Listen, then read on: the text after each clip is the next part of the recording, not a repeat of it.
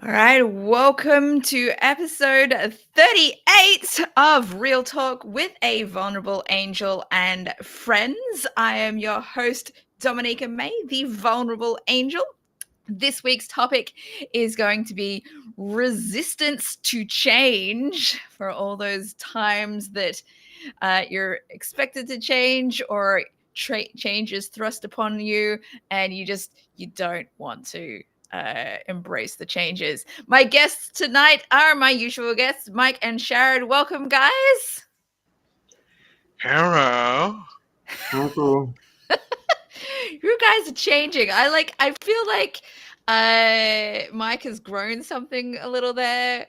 I have not noticed a thing. I don't know. He looks the same thing to me. I don't know what you're on about. It's got tusks now. Oh, And they're delicious. Delicious tusks. edible tusks. All right, for those of you who maybe haven't seen this show before, what we Like do... me. You've never seen the show before? I haven't. No, I'm that's on true. it, but You're I've always never on the seen show, it. you never watch it. That's fair. If you've never seen the show before, what we do is we just have deep and vulnerable conversations. We like to get into the deep emotional parts of our lives. I came up with the topic this week, but our questions are a combination of from ChatGPT or me editing ChatGPT's questions because I didn't completely like them. I think I might have written one or two myself as well. So, you guys ready to get started? Let's do these. On it. Our first question, probably a short one, but it's something that I don't think we've really talked about in this kind of context before. So I'm curious, how does your body react, like stress, relief, or tension, when you resist change? How does it feel in your body? For me, it's probably a mix between. It's definitely tension, isn't it? I mean, I'm very much a creature of habit, and whenever there is something that happens over me, I kind of reverse back into a childlike state. My body will go, "I don't like it. I don't like it. No," and this will happen to me, and I'm things. sorry. What is your body like again? It's just one of those. Just like I don't like it. I don't. And Got it. yeah, I will literally just get really really tense, and even subconsciously my body will kind of shut down. And yeah, so it takes a while for my body to react after my mind says it's okay. Mm. Mm. Or you two. Yeah, I would say my body probably tenses up. I especially if the change is being asked of me by somebody else, then I think it might be a combination of stress and tension, depending on what it is. But different parts of my body might tense up. Like it might be more like in my shoulders. There might be times where I'll get an anxious feeling in my stomach. Butterflies, as you would. Yeah. Like, ooh, I don't like this. I don't like it. I don't like it. I don't like it. No. Yeah. So, yeah, I think a combination of the things. What I'm you might. probably like somewhere in the middle between you two. Because I very much am that. I don't like it. I don't like it. Right? So that definitely is me. But also I also tend to get kind of emotional. Not like not like that kind of emotional, but I get moody. I get really into my own thoughts, and I get down. And I just kind of revert inside myself like a really cold penis.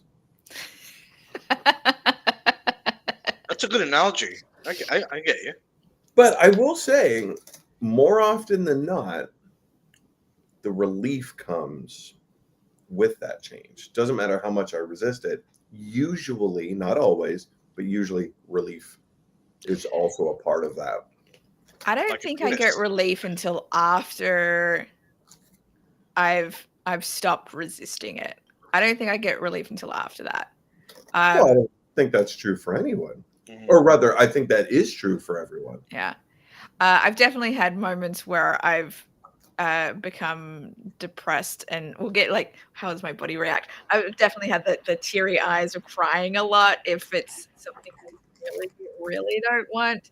Um, I'll go into specifics with some of the other questions Mhm. for that. But yeah, I've definitely had like bouts of fetal position, probably like Oh crying. no. I don't want this.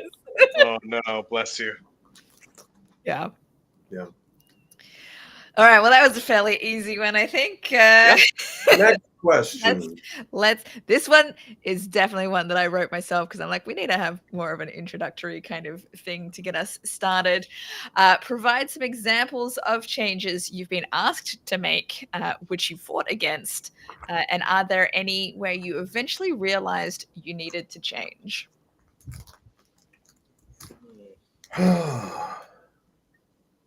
I've been asked to make. Yeah. You know how like sometimes changes are just it's thrust upon you, don't have a choice, and sometimes it's like, or you've realized that you need to make this change yourself, but other times it's like, dude, you're behaving terribly. You need to buck up and change your behavior. That's what I mean. One that immediately comes to mind for me is following my recovery and moving back to Malaysia from the US. I was very much a homebody. I didn't want to go outside. I didn't want to mingle. And after a while, I kind of like became very, very. I found myself living in a state of self pity constantly. Why aren't my friends reaching out to me? Where are my loved ones? What's going on? And it was tough because people were busy and life happens, right? Life goes on. We're not the center of the universe, no matter how much we would like to be. And an interesting thing happened was when COVID hit. A lot of people everywhere were almost in this similar kind of position I was in, where you were stuck at home. There was no contact. Obviously, mind you, with the technology we have nowadays, with the video calling and conferencing and what have you, it's different. But one thing that I made a change was because I realized, like, if you can't make people come to you, go to them, Mhm. right? And the interesting thing I realized was, for every, let's say, 10 people you reach out, one person might react negatively, sure, but the other 9 will be amazingly positive. They'll be like, "Oh my god, like, thank you for reaching out." I sent a message to a friend of mine, just like sending her a meme about how nice she was and how she was destined for great things. And she sent me a message back saying, "Oh, have you been following my social media?" I'm like, "No." She's like, "Oh, I've just been going through a bit of a tough time. Thank you for sending that." And then we just chatted. We hadn't spoken to each other in a long time. So it goes to show that if you're feeling negatively about something, you have to take the control and shift it, right? Because 9 times out of 10, no, if you're not, no, people aren't going to do it for you. You have to do it yourself. Yeah, no, that's true. The first example that comes to mind for me for this question is back when I was living in Malaysia, and I was lamenting that I wasn't getting invited to things. Like everyone is doing all social things without me, and I think I ended up posting about it on Facebook because I was kind of upset about it or something. And then somebody anonymously messaged me. I think someone not. I think it might be a combination. Someone definitely anonymously messaged me, but I might have also gotten some comments or messages from one of the white guys that was in the group. And I was told, like, you don't need to be invited to things. You just invite yourself along to whatever's happening. And How I'm like, very Malaysian of you, yeah. I'm like, I'm still in my very Western mindset, right? And I feel like this is incredibly rude because, like, what if you invite yourself to something that people don't actually want you to go to? Because I've, like, as an autistic person, I've definitely been places where I felt like I wasn't welcome. So I don't want to be in that kind of position where I'm inviting myself along to somewhere that somebody doesn't want me to be. So I ended up, like, after getting that kind of feedback, I definitely read a Facebook post about this afterwards, like asking what different people's perspectives were on this. Like, is it okay to invite yourself to things? And because it just made me so incredibly uncomfortable. I'm like, that's not okay. I'm like, no, I can't do that. But also, like, I had, like, the social anxiety aspect. I was super shy. There was a depression thing going on as well. So there was so many, like, things working against me to prevent me from wanting to follow through with that sort of thing. But definitely, like, the cultural aspect for sure. Like, I'm just like, that feels so wrong. I can't just invite myself to things. But the other piece was, I didn't know when things were happening. How could I invite myself to something if I don't even know it's happening? Like, Yeah. that doesn't make any sense. Yeah. I think once I kind of got through that hurdle, I don't know that I invited myself to things that I heard about so much, but I felt like there was some kind of movement from in both directions of trying to understand each other more. So I did start chatting more with people, and then there were things that I did get invited to, like I remember somebody had like a karaoke birthday party thing, and there's no way I would have known how to invite myself to that, so I was definitely invited to that. And I think after that, I think I started reaching out to people to hang out one-on-one or spend time together one-on-one. And eventually I got to the point where once I knew I was moving here, just organized a ton of get-togethers at my place and, like, invite the hell out of anyone that way. But that still, like, was hard to, and I don't know that I fully embraced what I was being asked to do. I just handled it in a different way, I think. And how do you feel about that now with hindsight? I mean, I am now at the point where I feel a lot more confident about my friendships with particular people in Malaysia, so it's not so much a big of a deal. But I don't think that I handled it as well as I could have back then. But I suppose I did the best with what I was capable of at the time. That's all you can do. Yeah. I'm having a hard time with this one. I have some minor examples of, something like this. I feel like all of where my brain is kind of going to are examples of me getting in trouble. But not just me getting in trouble, but me getting in trouble for acting in ways that I didn't understand was unacceptable. Mhm. Like there was one maybe where, like, I think I was in, like, 3rd grade or 4th grade, something like that. And the class newt, there were, like, I don't know, I think we had something like 10 newts or something. And the last day of school, teacher pulled my name out of a hat, and I got to take one of the newts home. So that was my my summer pet. We killed it the very next day by accident, which was, I mean, is what it is. But I cried so hard for like a few hours, to the point that my brother was so sick and tired of listening to me cry over this dead newt that I didn't even have for 24 hours, that he called my mom, and my mom literally told me to stop crying. You're I don't know how old are fourth graders? 10, 8? That's fucking Like bullshit. yeah. And she's like, stop crying. Like, it's sad, it's unfortunate, but you don't need to keep crying for like 3 hours. And I was like, but like there's all like other types of examples of like not understanding that that this particular word coming out of my mouth was terrible racial slur. I didn't understand. Nobody told me it was a bad thing, right?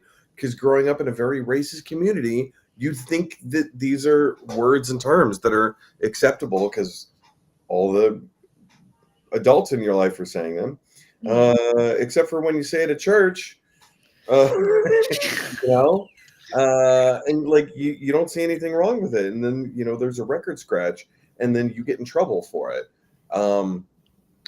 and still nobody explains to you why it was such a bad thing for you to say what you said.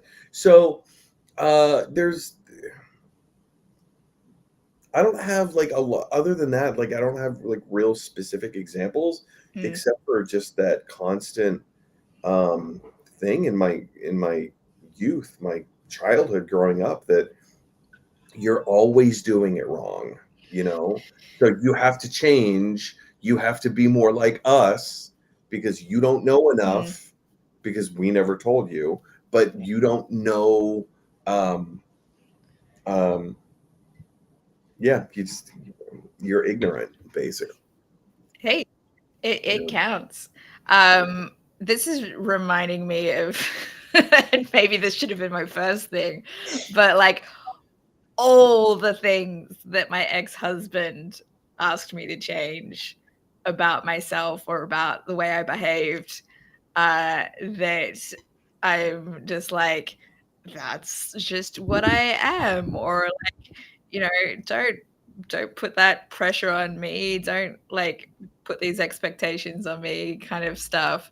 Some of those things are like making sure that I keep the house like spick and span 100% of the time, like all of like, and dedicate like my entire life to him 24/7. Like he's got to be my top priority over anything else that I might want to do. Obviously I gotta fight against that because fuck that. But like yeah, there's definitely been some examples or like he didn't like my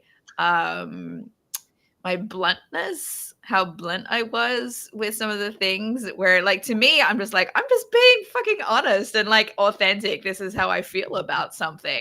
I think I've brought this up on the stream before, but like there was this one time where we were at somebody's party, and this friend of his was talking about how she was like selling makeup kind of, or like beauty products or whatever, and like skincare stuff. And I just made the comment, I don't use stuff like that. I think it's a waste of money. Which I granted, in hindsight, maybe wasn't the best way that I could have framed that. I could have just said, I don't use products like that, without saying I think it's a waste of money. But like that is something that my ex-husband held over my head as an example of why I should always listen to him and follow his instructions of better behavior, because he knew better than me in that particular situation. And I think rather than it like helping me to recognize when to like still be honest and authentic versus hold back about certain things, I think it really muted me a lot more and made me more afraid to speak my mind about things. Well, because you're And essentially being told that you're in that trouble. Mhm. yeah, yeah. And like even after I changed and like kind of grew out of that and like learned when it was appropriate, when it wasn't appropriate to say certain things, like my ex-husband like always brought up that memory as an example and as if I had never grown and changed Right. since then, as like, and I'm just like, dude, that was how like 10, 15 years ago, like by the time that he was still bringing it up. And like, I am not that same person anymore. Why are you holding this over my Yeah. head? Well, I also think that Yeah. there's like a positive spin to this as well, right? There's the and I'm going to take the individual person part out of it, of someone else asking you to make a change, and like just whatever you feel like the greater good is. Like there's an aspect to this which is sacrifice, right? Um, Mhm. we're always having to sacrifice one thing for another thing. Sometimes we're sacrificing a good thing for a bad thing. I feel like that happens more often than not. Um, but having the motivation to improve your surroundings, to improve your situation, or to improve the situation or surroundings of someone else close to you, um, doing that with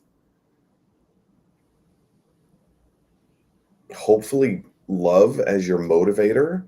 um like this is a really dumb example, but I think it illustrates the point. I am not a fan of making the bed. I don't like it. It's I'm not going to say it's pointless, because there is a point to making the bed, but on a day-to-day basis, why do I have to make the bed when I know I'm just going to get back in it at the end of the night, at the end of the day, and ruffle everything up again, you know um but it's something that is important to other people, um and so you get up and do it, not for yourself, but because it's something that brings happiness, and maybe not just happiness, but like it not being done could be seen as, oh, well, here's another thing that I just have to do that you didn't do for me, right? Um, and if you can find those little things in your life, or in someone else's life, to circumvent, I feel like that is a change that no one asked you to make. And sometimes they're internal, sometimes they're external. No one has specifically asked you to make those changes, but you want to make those changes. Or let me, Because it matters to it the does, another but person. I think what I was trying to say is that no one verbally asked you to, but there Mhm. is a silent hope that Mm. sometimes some of these things will be taken care of, right? Um, which means a lot. Yeah, I think for me, one of the things that makes me fight hard against these kinds of like asks from a partner, whether it's verbalized or not, is I get in this kind of state where I'm like, why should I be the only one to change? Why won't you also change to, meet me somewhere in the middle? Why is it just be me? Like, fuck you. Because that's how I felt a lot of the times. Like, I'm the only person who is being asked to change and actually puts in the effort to do so. I mean, yes, that happens a lot, but that doesn't mean that making a change silently on behalf of another person implicitly means that it's only one-sided. Oh, I'm not saying that. I'm talking specifically Oh, about right, I'm not implying anything about anyone else whatsoever. Like I'm thinking another example in my from my marriage was like when my ex-husband was trying to get me to understand him better, like him needing to go into his cave and like different like generic male qualities and behaviors and things. I ended up putting in the effort of like, okay, I'm going to get the books to read, you know, Men Are From Mars, Women Are From Venus, like all of these kinds of ones, like that type of book. But so I was willing to go in and do that sort of thing to try and understand him better. But he did not do the same. He was not willing to do the work to understand my perspective in whether it was gender differences or just me Right. in general, Right. why I behaved the way that I did or whatever. So that's what I mean, where it felt unfair, and it got to that point where I'm just like, why is it always me? Why is it always me putting in the effort when you are not doing the same? I don't know. It seems to be that, in my experience anyway, the people who always champion change, they often are the ones that don't practice what they preach. Change is great. I think we should all change. You Especially need to change, and I need to change. Yeah. Right, exactly. Yeah. So, yeah. Everyone has the capacity to grow and change, but not everyone chooses to do so. Some people just say, oh, no, I shouldn't have to change, or this is just who I am. I'm like, fuck you. Everyone can change. All right, let's move on to our next question. Next question. Think of a time you avoided change. I never do that. What exact thought or belief held you back the most?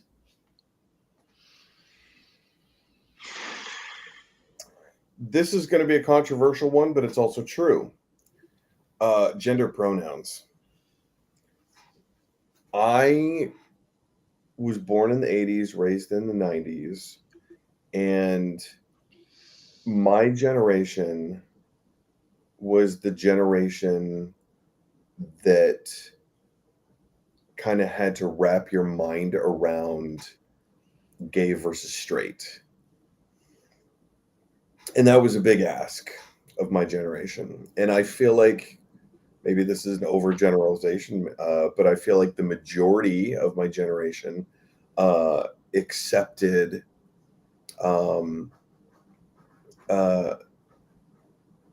the gay community pretty favorably overall. And then when the trans community started on the rise of change and acceptance, there was a bit of a record scratching moment where, like, hang on a second, this is something new. I don't recognize this. This is different from the gay thing. And so, like, it took a moment to like wrap my brain around that. And then the next evolution of, I don't know if it was an evolution of that, but like, I feel like the next stage was there are people that exist in the world that don't feel like they are the gender that they were born with, nor are they going to change their outward appearance. They're going to stay who they are, but just the pronouns that they use are different. So like you could be female presenting, but have male pronouns, or you could be either or gender presenting and have neutral pronouns. And that broke my brain. I had such a hard time understanding that. And if I'm truly being honest, I still don't understand it. I don't think anyone I don't think anyone understands it unless you're someone who feels that way. Um, I think we can conceptualize it. I think we can accept people for who they are and respect their wishes and fight for their opportunity to be who they are. And I understand there's an argument out there saying, well, if you want to identify as a cat, that well, who Yeah. cares? Who fucking cares? If you want to identify as a cat, you go right ahead. You know how many people identify as a cat? One. And they're probably, I mean, I'll probably, this is something that I'll probably regret saying tomorrow, but they probably don't even mean it. But if that's how they really feel, I don't have to understand it. But as a human being who loves other human beings, I need to give them the space to figure their shit out and to be the person that makes them feel the most comfortable being. And that's not my place to tell them that. But just, or sorry, that's not my place to tell them otherwise. But yeah, gender pronouns, that was a really hard one for me to wrap my brain around. Um, we got there. I still struggle with it in terms of like trying to remember to create a space for people uh, uh, to include that part of themselves if they want. Um, but yeah, I do think that it's important, and I want people to feel the most comfortable. Um, I want people to feel as comfortable as I feel in any given situation. Yeah. That's one of those things where I feel like you don't have to understand it to respect their wishes, Yeah, to use the pronouns that they've asked you to use. yeah. And it's, I mean, eh, and that part of change is confusing because it's not the way, if you're from a certain generation, it doesn't feel natural um, to speak about someone in a plural sense when they are a singular person. It doesn't feel natural. It's a part of your brain that you can't really comprehend, really, or understand. Like, why are we doing this? But That it's might be how you were taught to use the word in school, though, because there are definitely times where you can use they them pronouns for a singular person when referring to someone, oh, absolutely, right? oh, Uh, absolutely. so it's more just like but I But get, what I mean is that, like, yeah, through I colloquial yeah. use, you're not used to it.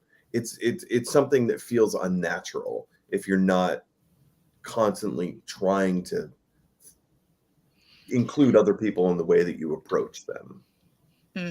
I guess for me, they them is so much easier than the other long list of pronouns that are not part of common vernacular Yes. that people use, because Yeah. mainly because it can be hard to remember somebody's specific unique pronouns, Correct.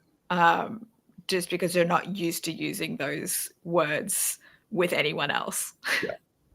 Yeah. Yeah, for sure. What about you, Sharad?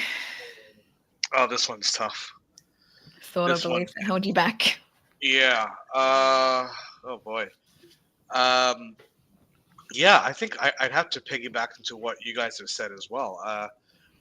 Growing up in Malaysia, we didn't really have that kind of subculture going into the mainstream of people deciding if they were gay or straight until much later on. And it was strange because I remember like when we like as a child, like uh, we had this one student who is openly gay. And I remember like we'd all like some of the other boys would just be like, "Oh my god, don't talk to him. You're gonna get cooties, and then you're gonna turn gay." Blah, blah, blah. And you know, and Well, that's how it works. Sure. yeah, obviously that's how it works.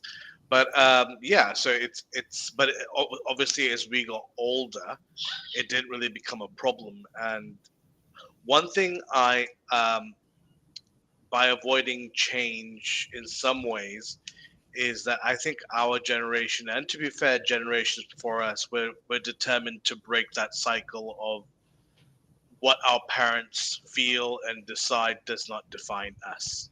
Yeah.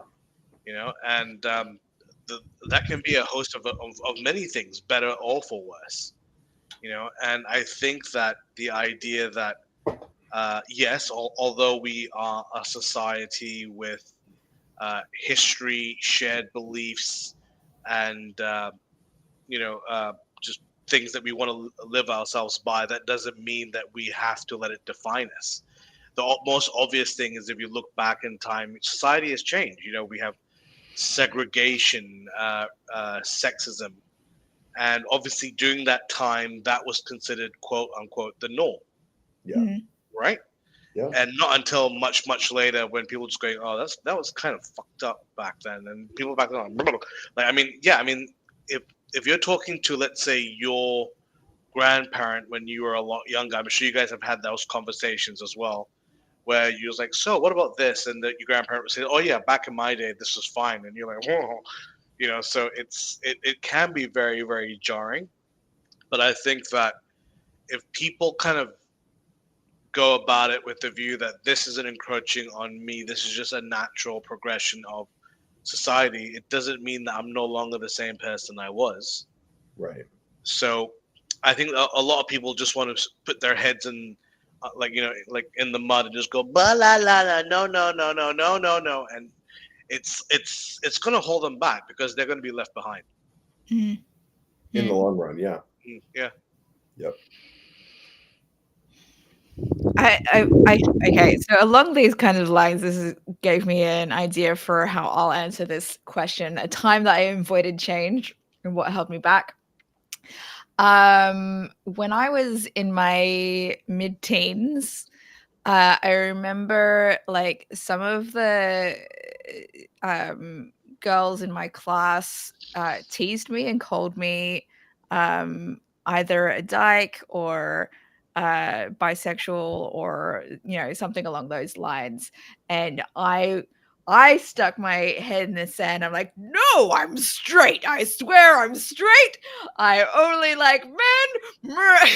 Because I had this belief that I had to be like, that's the normal. I have to be normal.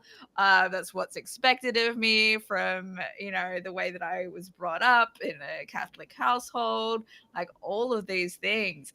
It took me really quite a while before I embraced the term bisexual for myself. I really had to evaluate like my history, where I had very clearly had experiences of being attracted to other girls my age.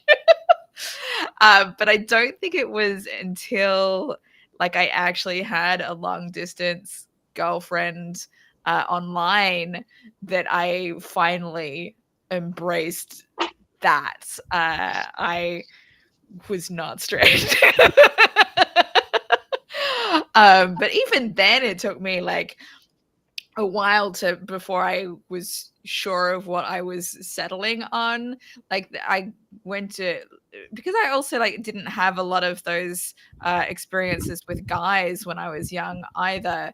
My first kiss was with somebody when I was 17, and then like and that was in a city different from where I lived in. And then when I got back home, we stayed in communication and stuff. And like he was really encouraging. He was really encouraging my bisexuality or my attraction to women so much so that I got to the point where I thought maybe I'm a lesbian. Like maybe I wow. just don't like dudes. All right. But yeah, so then it took me a while before I just got back like that. Yeah, I'm bi. But and then it gets to the point where like once I, you know, in the last 15 years, I guess, 15 or less years, the term pansexual came around. And even though people's definition of pansexual was different to how they defined bisexual, and the way I identified was probably more in line with how people defined pansexual, I never embraced that terminology for myself. And I was just like, it's the same thing. Like, to me, it's not like bisexual doesn't mean you're attracted to men and women. It to me it's more like I'm attracted to, because like a lot of people think that bisexual is trans exclusionary, and I don't think that's the case. Like I prefer the word version where it's like I'm attracted to my gender and other genders. You know, for me it's more about like the person and the personality rather than the gender that I'm attracted to. Right. So yeah, I've not been able to embrace pansexual. Even like I even find it difficult to use it with other people who identify that way, because like it's the same thing to me. That's the cool thing about identity these days, is that you get to define your own experience, right? Yeah. Even if it's the wrong terminology, how you define your terminology is valid by the sheer fact that you're the one experiencing it, right? So, you know, I think it is also very much of a like when the terminology comes about and like what period you kind of grew up in as well, because I'm pretty sure there are some transgender people that still embrace the term transsexual, even though that word is now seen as derogatory or, you know. there's some connotations to it. Yeah. So time period matters. I'm sure there's a lot more terminology nowadays that you know, Gen Z and maybe even Alpha have coming up with that I have probably haven't even heard of yet, you know. And I'll be like, what the fuck is that? Yep. And then we'll judge it for 30 seconds and go, oh, wait a second, I shouldn't be okay. Yeah, exactly. Pretty much. Yeah. Next question. Next question. Yeah, I feel like I had another answer to that, but I can't remember what it was now. So I'm going to move on with the next question. It's describe a specific moment that shifted your mindset when you finally faced a change. Gender pronouns. Just kidding. Something else. Okay, I'll go first. I have an idea. Okay, so my major change, like the biggest change in my life that I did not want to make, but was basically forced to, was moving from Malaysia to California. My ex-husband had gotten a job here in San Francisco. I really wanted to stay in Malaysia, and you know, like I didn't know how I was going to make it happen, but like I really didn't want to go, and I stayed in Malaysia basically as long as I could have to facilitate the move. But you know, I was dating a guy at the time that I really wanted to stay for, and the specific moment that shifted my mindset, that made me face it and realize that I had to come here, was him telling me that I had to. do it for my family. Mm-hmm. It sucked. It hurt so much because like I basically essentially said like I want to stay here with you. Like I'd said that, but he wouldn't let me do that. So I'm like, if you're not gonna let me stay, then what choice do I have, right? Yeah, because he didn't want to be a home wrecker. Fair enough. But like if that was what I wanted to do, then I just wish that he had been honest about what he'd actually wanted rather than not allowing me the decision to choose for myself. He basically forced my hand to come here. Mm-hmm. Yeah, definitely, for sure.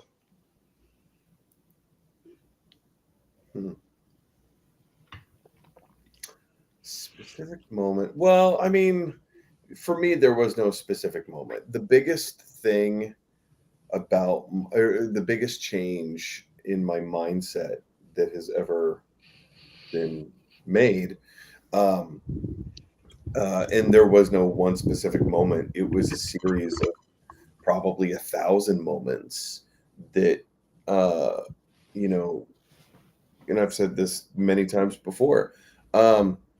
I grew up in a racist, homophobic, sexist, xenophobic community. And it's, to my knowledge, it's still kind of that way. Um, and that was just the norm. That's how I grew up. We voted the way that we voted. Sorry, I'm gonna let you guys take over. My cat is literally eating the litter out of the bag. Give me 30 seconds. No worries, no worries. Yeah, sorry about that. I just had to answer something. But yeah, something that changed, shifted my mindset. Honestly, it was probably when I was in America. Uh, I had just graduated, so it was a few months after graduating, and I realized I wasn't liking who I was turning into because I couldn't go more than a few hours without a drink.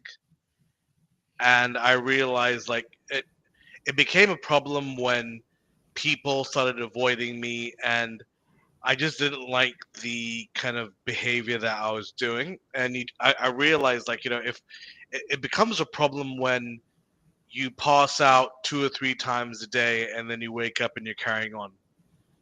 And it was a very painful thing to do, but thankfully once you realize you need to change, you just have to do it because your body's telling you otherwise. Mm. Yeah. Back to me. Yes. Fair. Back to you. I have another example after you continue, Mike. We'll go back to you first. No, but the short version is that like it's not one moment; it's 1,000 moments of me realizing the goodness in people and the purity in people, and that everything that I had been taught in this, like I said, racist, sexist, homophobic, xenophobic community was wrong. And just reprogramming my brain about all the small, tiny little things. Well, not small, tiny, but like every interaction that I have with other human beings who don't look or sound or act like me, and trying to understand, wait a second, you don't look like me. And that's a good thing. It's been a long process. Yeah. I feel like so my other example is probably similar, along similar lines. Like I grew up in a predominantly white neighborhood, schools, all of that kind of thing. And I feel like the way I was taught about race was not like, there was not much, but I feel like I was taught the message to embrace everyone as if they're the same. I don't see color, but colorblind kind of stuff, right? And so genuinely, I did not notice if someone had a different skin tone than me. Even like there are some people I'm like, that person is black. I didn't realize until like maybe my 30s. Right? Which is crazy. I'm not gonna say who because like celebrities, right? Like it just did not occur to me that they were different, were a different race than me. Let me interject really quick because I had a very similar thing. I was exposed to so few differences in people growing up that I didn't know that there were so many different types of races and so many different types of skin tones that whenever I saw someone, I just defaulted, oh, well, you're a white person. Yeah, I think that's how I did it as well. Yeah. And Yeah. even with the fact, like one of the groups that I sat with in high school in my later years, one of the girls was Aboriginal. Did not like occur to me at all. It was not like we didn't talk about race in that way or anything. It was like everyone is the same, right? It wasn't until I don't even know when I realized, oh, she's Aboriginal. I feel like weird saying that, laughing about it, but it wasn't until I lived in Malaysia where I went into the stand-up comedy scene and I hear all of these people of different races making jokes about different races that shitting on each other. Yeah. It finally occurs to me that, oh, there are differences and they want you to know about it and it's a part of their identity. So you can't just treat them like everyone else. Yeah. And like it's so hard to wrap. It was really hard for me to wrap my head around that because the way I was taught was, growing up, the good thing to do is to just treat everyone the same. Yeah.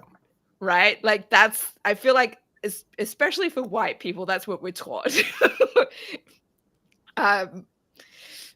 I guess depending on your culture, since Mike clearly not was mine. in a racist, not mine, racist culture. Fair but enough. That's the way I feel like I was taught, with treating everyone the same. So, living in Malaysia opened up my eyes on that side of thing, and like I'm at the point now where, I feel weird saying this, but I feel like I've gotten to the point where I am able to sometimes, if not most of the time, recognize the specific Asian ethnicity of somebody based on what they look like. Like I saw a comedian recently. Go on. I saw a comedian recently that I'm like, ooh, this guy, like, you couldn't tell from his name, right? That's one of the things that I use as an indicator sometimes. But this comedian, you couldn't tell from his name, and I look at him like, he looks Korean. And then he gets up on stage and he does all these things, and he's like talks about how some Chinese stuff, but then he like later in the set he's like, people always think I'm Chinese, but I'm actually Korean. And I'm like, yes, I was right. like this, I don't know. There's a weird thing to admit on a live stream. I don't know who might watch this. No, that's fair. That's completely fair. But like I can identify Filipinos a lot of the time. There is some very it can be harder to tell if they're like mixed of multiple different Asian ethnicities, but it's I don't know. It feels weird for me to say as a white person. No, but I mean, so that what you just described, that is the point of this show, right? Is to have weird, uncomfortable conversations and to say the quiet part out loud so that we can have an open forum and either make fun of you for saying the terrible thing or support you and saying like this, like, I understand, right? Yeah. Right. I do the same thing. I won't admit it on the internet. No, But I have that same exact internal monologue, and then there's this back and forth with the white guilt of, oh, should I admit to that? Oh, am I allowed to say this? Oh yeah, no, to I've another person? definitely had those moments. Yeah, like or like the moments where I had a moment where like living in Malaysia is a predominantly Muslim country, right? I know uh obviously Muslims are very peaceful for the most part, but that dominant narrative that we had in the early 2000s with terrorism and 9/11 still like ingrained itself in me. So like there was a such time a strong response. there was a time where like I was living in Malaysia. I flew to Washington DC, and it was close to the 9/11 anniversary, and I was taking the bus from the Dulles airport into downtown, and there was some Muslims on board, and Arab Muslims on board, and I still had like that gut feeling of ooh. And then like I had that moment like I hate that I had that thought, like, because it's not accurate, right? I like none of the Muslims that I know are like that. And so it sucks. I hate how much the media narrative has sunk into our souls in a way. Some more so than others, but like it sucks to even have that split second thought, even though you know logically that it makes no sense, or like that it shouldn't think We those live things. in a culture where you're not allowed, unless you look different from a white person, there's this unspoken reality that you're not allowed to comment on certain things or to have that internal monologue. And if you do have that internal monologue, you're doing it wrong. You're advocating wrong. You're a bad progressive, right? And that's not true. The truth is that I mean, there's really no way to poll this because how many people are going to be truthful about it. But like, if you were to poll people about that same topic, and everyone is truthful, I bet everybody does that. It's just nobody wants to admit to it because it's, admitting that you like Harry Potter means that you hate trans people. That's a false equivalent. That's not real. That's not true. But that's the narrative we tell. It's not that we tell ourselves, it's that other people tell us, and then we tell other people. Yeah, I guess the point of this is like to show that it can be normal to have those thoughts, but that doesn't mean that you're a terrible person, as long as you recognize that that thought maybe isn't accurate, and to challenge those thoughts that you're having. And yeah, because so many people, when they like vocalize that kind of thing, that they're immediately demonized, right? It's like, oh, you shouldn't have that thought at all. And then when you demonize them, then they're more likely to go running in the opposite direction, rather than if you say, hey, look, I understand that that might have been your automatic response, but like here's a different perspective. If you discuss it in a more like understanding, empathetic way, then the other person is more likely to embrace your ideals and change their mind. So, and we're all on a different plane of understanding and progression and self-improvement. I look at the majority of progressives and I go, oh, you're way more progressive than I am. And sometimes that's a good thing. I feel that too. Yeah. A bad thing. And but I'm trying. Here's the thing that nobody talks about. people don't look at you and take into account where you came from. They Right. look at you where you are and they say, you are not as progressive as I am. And so therefore you're doing it wrong. But they don't see that, they just see that you didn't climb up to the next level. But Yeah. they didn't notice that you just climbed up 70 levels. Yeah. You climbed Yeah. up from the sub basement and now you're at like ground level, but they're all the way at the Right. middle of the Empire State Building. And you're like, guys, I'm trying. This kind of reminds me a lot of an episode from It's Always Sunny in Philadelphia. This episode where Dennis wants to hook up with this girl who's really into the environment, and he has to keep on pretending that he's all these things. Yeah. You know what I'm talking about, don't you? Yeah. And it's just like he's got to do this and be woke and do that and do that.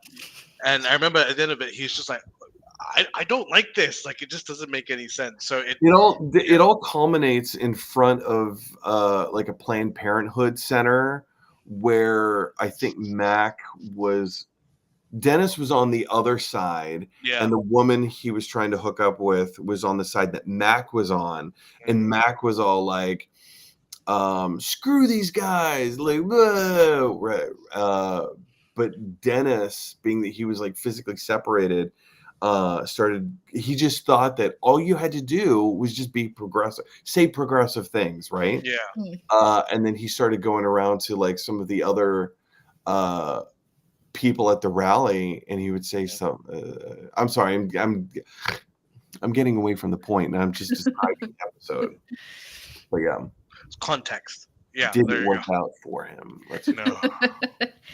I like challenging other people's ideas, though. Like, I have a really good example of that. Just along similar lines. So I was part of this like online course for DEI stuff, and we had like breakout meetings, or like, you know, there was a group of people that I was able to chat with on Zoom, and I was maybe one of very few white people in this course. And I remember like some of the people in the group were talking about whether or not international students should be allowed to study in the United States and like things like this. And like their idea was like, oh, they just come to the US, like study, and then they stay here. Like they think, they assumed that is their only goal of international students. And I had to challenge their thinking. I'm like, actually, no. Because I lived in Malaysia, where a ton of people were international students in other countries and always intended and returned to Malaysia afterwards. So no. Yeah, and that was a fun experience to challenge their thinking. These narratives, you know, Yeah. we have these narratives that we need to perpetuate, because if we don't, that means our team is losing. Yeah, very much so. All Next question. Actually, guess what? My dad has Frankie, let's hear it. left baby. A comment for us here. Let's see. He said, clarifying a point, the word race is misused often. Back at university in my anthropology class, it is pointed out that we are all part of the human race. We are human beings. The differences are, he didn't finish. We'll come back to that. I didn't know. The differences are more what? I don't know. He's got other words to add to that. No, my dad has definitely made that comment about the human race before. So what is you only use ethnicity for differences then? So it's the whole phrase chomping at the bit. I can't wait to go to the theme park. I'm chomping at the bit. That's wrong. That is incorrect. The actual phrase is champing at the bit, because horses don't chomp on the bit, but they champ. And I would have to defer to my father-in-law to explain what the difference is. But the phrase is actually champing at the bit. But because colloquially nobody knows that, everyone just says chomping at the bit. So it's that same difference of, okay, are we misusing the word race? Maybe, like the way that it was intended, but that's kind of become like the common vernacular. I mean, the other thing is, well, yeah, exactly. But the word is used in forms that asks you, what you are. Yeah, Like, what it's you- like, what yeah. race are you? They had those forms in Malaysia, and I had to check the line box, which Yeah. means others, because white was not an option. You know what drives me up a wall for many different reasons, but like when you have like the checkbox, like what is your race or ethnicity, and you go through and you say white or Caucasian, right? And then the next box, the next section says, do you identify as Hispanic or non-Hispanic? And I'm like, A, I already answered that question, Mhm. and B, why the fuck do you need to know that? I don't I don't understand that difference in those questions as well. But I mean I what it seems like is that there are white Hispanics and non-white Hispanics. Sure. Sure, but like, but just the sheer fact of that it's a separate box seems a little racist. That you're trying to like, oh, okay, well, you get a pass on the first box, but I want to Okay. know in So this box. for me, as someone with Spanish ancestry, I don't know how I'm supposed to answer that question. I don't know if I'm allowed to say I'm Hispanic because I have Spanish ancestry, because Hispanic technically is like from Spanish ancestry, right? Or some Mhm. kind of Spanish ancestry. Uh, Now, the way that people seem to interpret Hispanic is like from South and Central American cultures, Right. right? Rather than from Spain. Well, at least in the United States, anyway. Yeah. But like, this will be, I'm curious what my dad will have to say about this, because I don't know how he interprets the term Hispanic. But my point is, like, because of that aspect, because my dad's mom's family is Spanish, Spanish ancestry, and I don't think it's strictly Spanish either, judging by my DNA test that I've done. And there's definitely some mixing of Central American cultures in there, which is again like I don't feel I answer that question differently depending on how I'm feeling in the moment. Sometimes I'll say yes, I'm Hispanic. Sometimes I'll say no, and sometimes I say prefer not to answer because I don't know what is the correct answer for me. I don't feel Hispanic because I don't speak Spanish. Fair enough. So, Yeah. like, Yeah, I I get don't you. I don't connect with that part of my ancestry the way that Spanish speakers would. But Yeah. like, that is not, the language is not part of the ethnicity aspect, right? It's Yeah. not like there are Hispanics people who do not speak Spanish as well. So Yeah. who are part of that culture. So I don't know, it's that's a tricky one, but it feels weird for me as well. I agree that it seems weird that those are separated out. Like, why can't you just pick multiple? Yeah. I also usually just say that I'm white when I answer those questions, even though technically I'm mixed race because of the partial Native Central American blood that is in my DNA. But like, Mm. I say white because I have no cultural connection to that part of my DNA, right? Like, Sure. my dad's mum's family kind of like erased all of that history. They were just like, we're just Spanish. There's like, that's it. Like, so, and then like they had their family records, that like records that were kept, were like wiped away in a fire. I believe in Colorado Springs, maybe. And yeah, so there's like probably not Colorado. It's probably, so it was somewhere in Colorado. I don't remember specifically where. My dad will probably say if he's still watching. But yeah, so there's all of that. It's like it's really hard, and it's just easier for me. Like I look white clearly.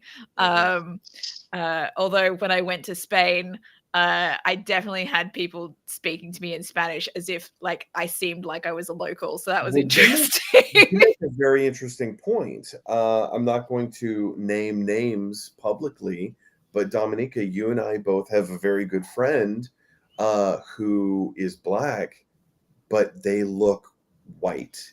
By all accounts, you look at this person and they look like a white person. But nope, the way their DNA decided to manifest its melatonin. It's not melatonin, melanin. Excuse me. Yeah, it's when your skin puts you to sleep. I'm going to use that from now on. Yes. Really good. I like that. But yeah, just the way that the melanin has decided to present itself is completely opposite from how their mother and father look. And it's,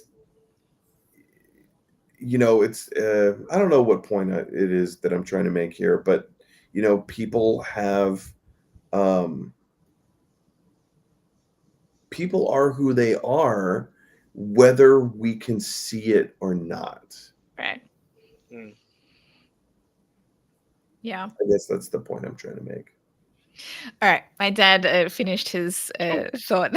So the end of that part, the differences are more cultural and climate adapted. Races can't interbreed. So in the scientific definition of race, I suppose. Scientifically. Yeah. Well, there goes my attempts with the Reddit. We'll just stick to you and your science. Yeah. Where people want to use the terminology that they want to use. All right, I think this is the next question here. Next question. Who in your life has challenged your resistance to change, and what did that look like? Ooh. If anyone at all, if you have examples. I'm gonna think on this one. Everyone that I ever grew up with.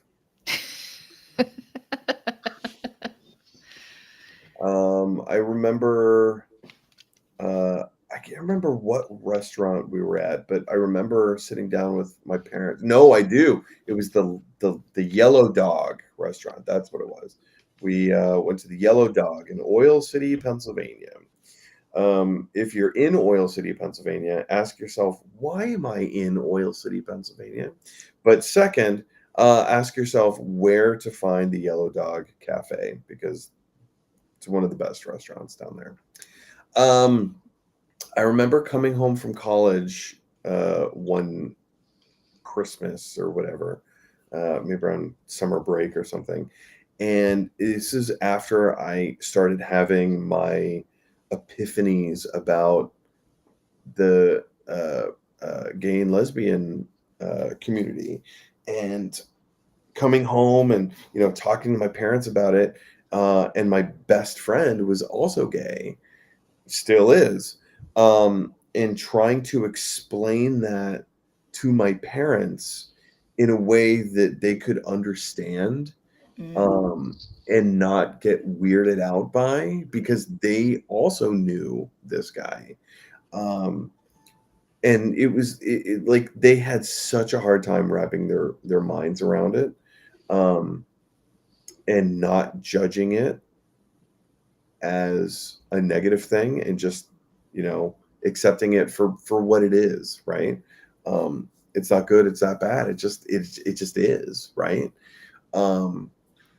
So So that was a positive experience because I was expecting so much more pushback from my parents in trying to explain that to them. But then, taking the stances that I have taken and kind of not giving a shit that other people think less of me because I know that what I'm doing is good and it's right. So Mm. not giving a shit, kids.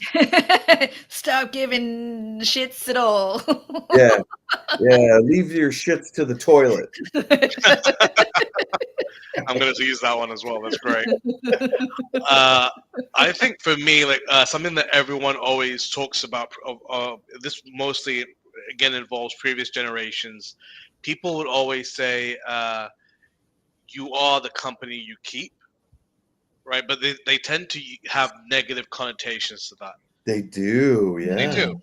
They do. And I don't see having friends of all sorts of different shapes, sizes, backgrounds as a negative. I see it as a strength Of course. because no matter what like people might say, the world's becoming a lot bigger and small at the same time. We're a lot more cosmopolitan.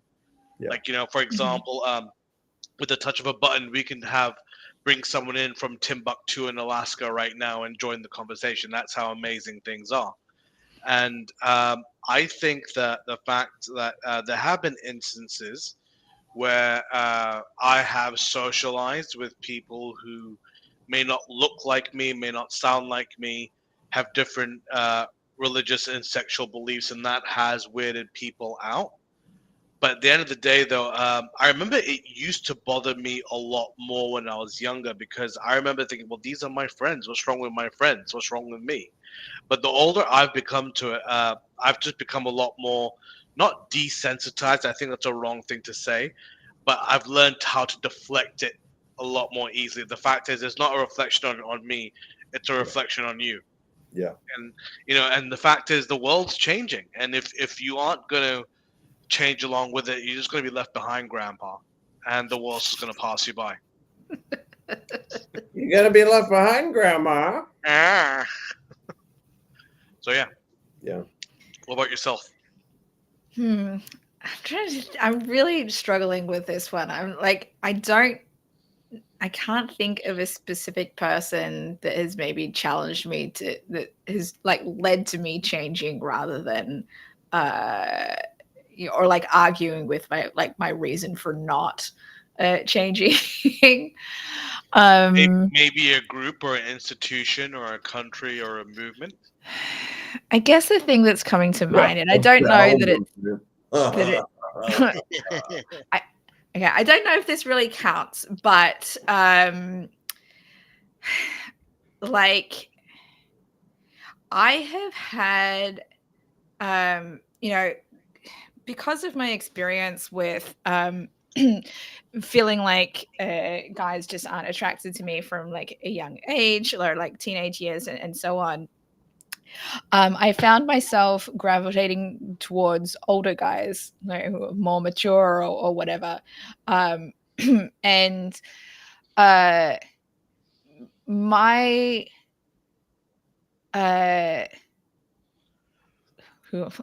this might be a Me Too movement rather than a person. Are you out somebody right now? No. No.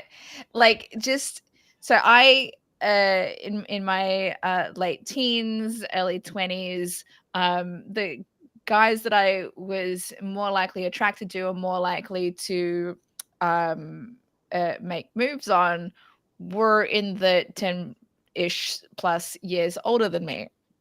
Like I lost my virginity to a guy who was 11 or 12 years older than me. My ex-husband was 11 and 3/4 years older than me. And I also propositioned a guy who was also 11 years older than me. He turned me down. He was there were moments where it seemed like he was attracted to me, but he turned me down, ultimately deciding that I was too young to really understand what it was that I was doing at the time. Like, he was How mature old are enough you to then? realize I was 20. So he understood that that kind of age difference at that age. I was not mature enough to fully understand or comprehend what it was that I was doing, and I was probably going to later regret things. And now I actually happened to meet up with him recently. It's Mm. like The story tw- continues. 21 years ago, Da-da-da. okay? And we had a conversation about some of this stuff. And like I've held him up as an example of what men in that age group should behave like towards women or young women in the age group that I was in at the time. Because like a lot of guys that are older, they just embrace it. Like, well, she's coming on to me, I'm just gonna go for it, and they don't Right. like think that actually she might regret it as she gets older. And that's something that I didn't realize until I got older, right? I married someone, like I said, who was 11 3/4 years older than me, so almost 12 years older than me. And in hindsight, I realized how much like there was coercion and pressure on me to behave in a particular way because I just didn't have the life experience yet. And so, yeah, I hold the person who rejected me up to much higher regard because he did the right thing, which taught me that there are men who know how to do the right thing. Right. And I think had he not been part of that experience, I don't know that I would have understood that there are those differences. And for a long time, the guy that I lost my virginity to, I was like adamantly sure that like I was making the decision all along the way. Like that was something that I wanted. I definitely like was interested and invested in that. And it wasn't until like I started processing things after the Me Too movement that I was like rethinking that history with him and being like, maybe that wasn't like the best of experiences, and maybe there was kind of like some coercion or pressure in there, and and things like that. So I mean, I don't, it's tricky. I don't want to like say like that shouldn't have happened, like, but I guess my dad wants to have the next topic as life regrets. He messaged me yesterday. I'm like, oh, that's probably we'll probably do that topic Oh, wow. next week. We can do that topic. Getting called Yeah, out man. by your dad on the I internet. oh, it'll be Roasted. interesting. Roasted. I don't know that I would say that I regret it per se, but I will say that it had a negative impact on how I approached relationships subsequently. That's fair. Because of like his background as well. Like he was like he wasn't interested in a relationship. He just wanted to like hook up. I knew him as someone who regularly cheated on his partners, so I knew he wasn't a faithful kind of person. So like that like whole thing was part of the framing that led me to being like open to polyamory with in my marriage, because I was like, well, I would rather know about it than have him cheat on me. And it seems like guys don't know how to stick to one person, like from my history, right? Like that's how it felt. That's a shame. Yeah. Mm. So, yeah, I would say probably I don't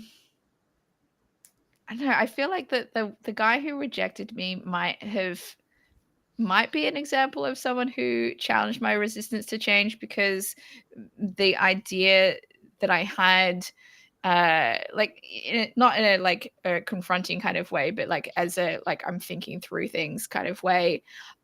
Just like my idea that all men are fucking creeps and assholes. He challenged that perception, right? He was like an example of no, they're not all like that. As much as it hurt that he rejected me at the time, it also felt like it was like the best possible rejection that of any rejections that I've ever had. Like, because it felt like he was rejecting me because he respected me as a person. Right. Yeah. Right. Which explains why 21 years later we were able to meet up and spend some time together after all that time. Like, I don't think that would have happened. And he said this to me as well. He doubts that would have even been possible had we hooked up back then. So yeah, that's my example. Hindsight's a killer thing for sure.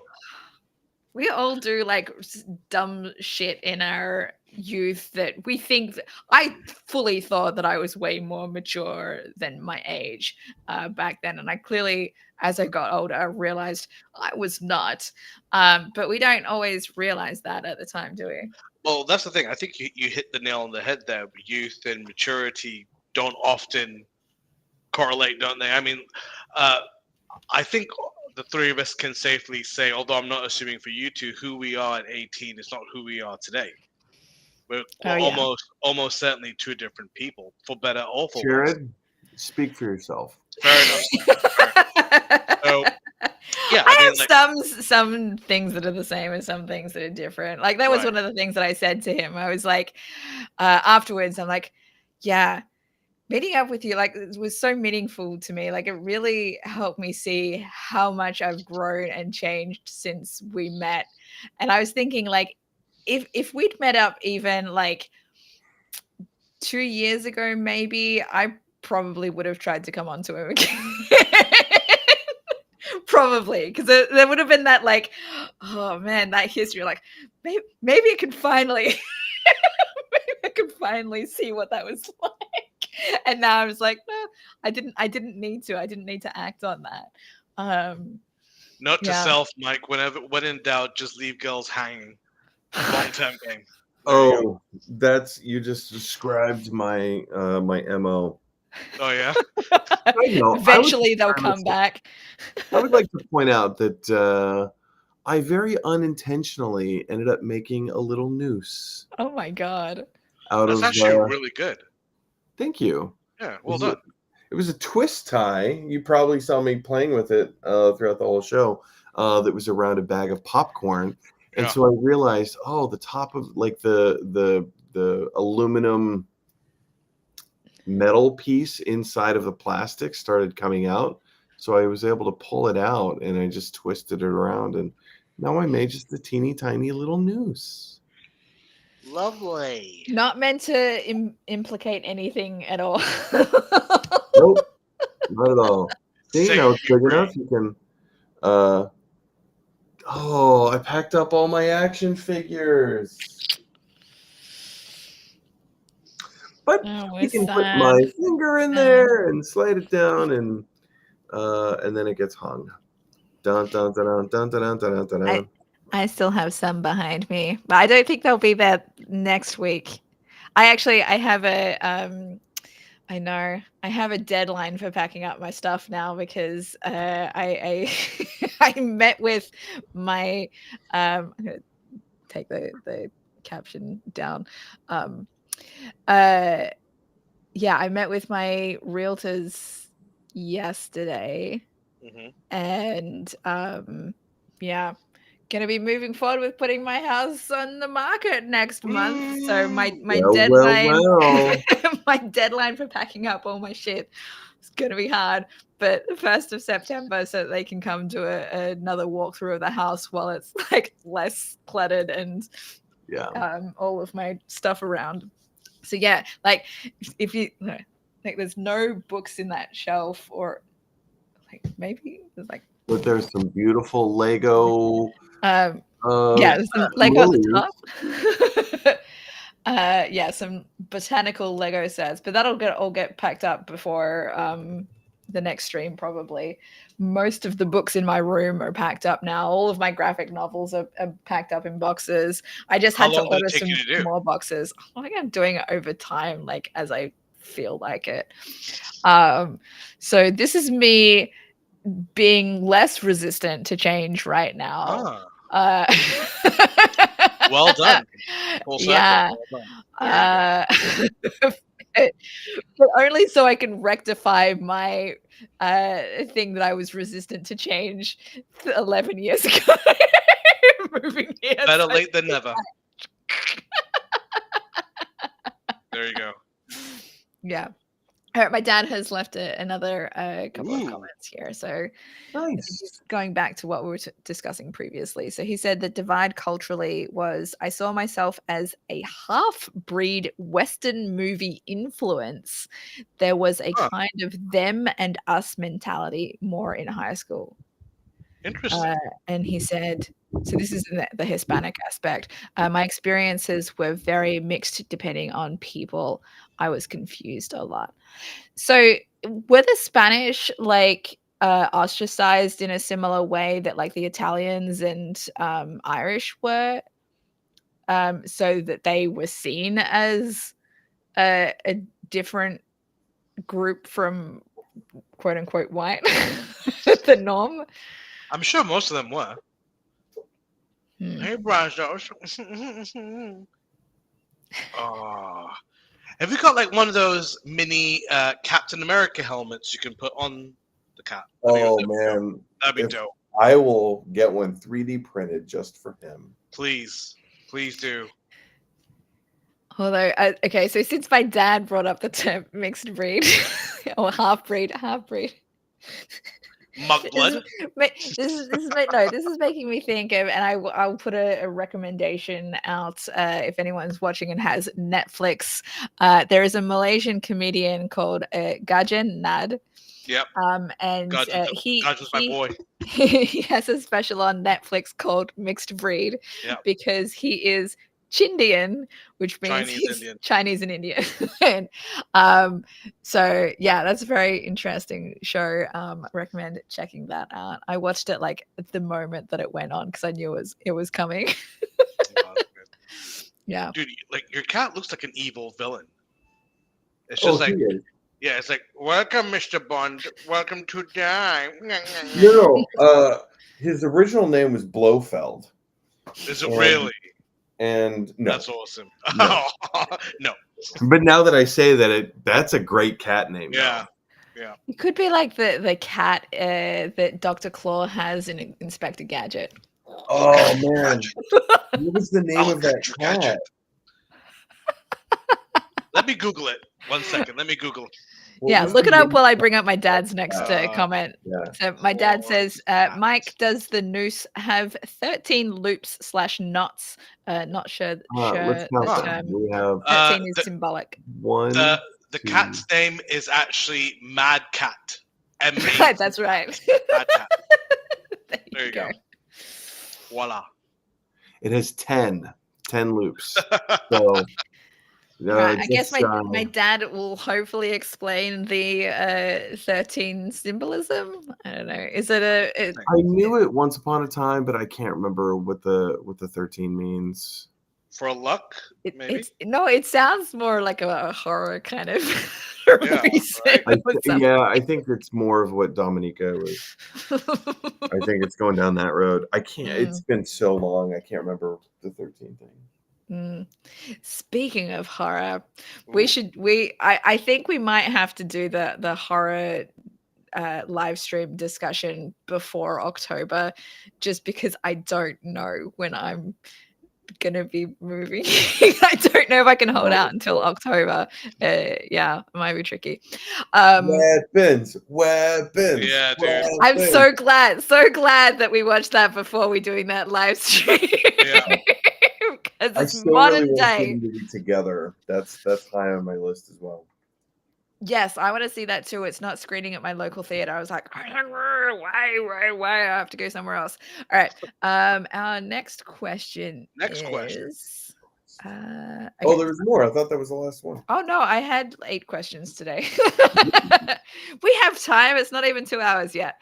Sometimes Yeah, fair. our answers are shorter, so we can go longer. Cool. Our next question is, can you think of a time when resisting change actually protected you?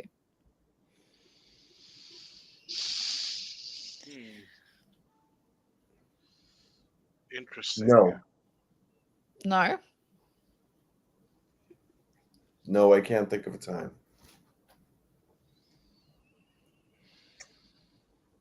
Think of a time when. Can anyone else answer this? I'm trying to think. I would say probably times in my marriage, probably with some of the there were things that my ex-husband probably wanted or encouraged me to do that I resisted. I'm like, you know what? I don't want to do that. I'm going to put a boundary here. And I would say those protected me in the moment. It ended up being long term. I ended up having to end things completely. But for short term protection, there were things that I needed to do. And I think for me, one thing that I was very resistant to, it took me a while. One thing I was very resistant to was I don't like the idea that sexual contact was so passive, and it was so not normal. I don't mean that. It was that it came and it went, pun intended. But the fact was like there was no the stigma, the idea of being in a relationship was stigmatized, that everything was so transactional and what have you. And after a while, I realized that if I let myself down that route, I wouldn't like who I was going to turn into. And so by resisting that, I kind of realized, like, okay, not to say that I'm putting myself up on a pedestal or that I'm better than you. It's just that I know that by not adhering to that, I'm protecting myself. You do you, but I'm protecting myself, and I wasn't willing to change for that. I love that example. Yeah, because a lot of relationship stuff we're taught is transactional. Like you go on a date, you're expected to be able to sleep with the person afterwards. Like you buy her dinner, you should be able to sleep with her. Like exchange this for that. And yeah, there are a lot of like transactional things in my marriage that I struggled with, but I learned and had to adapt to. In order to get what I wanted, I had to make a transaction, which sucked. And God, I wish I could have resisted that like you did, Sharon. I had to Let's say it wasn't easy.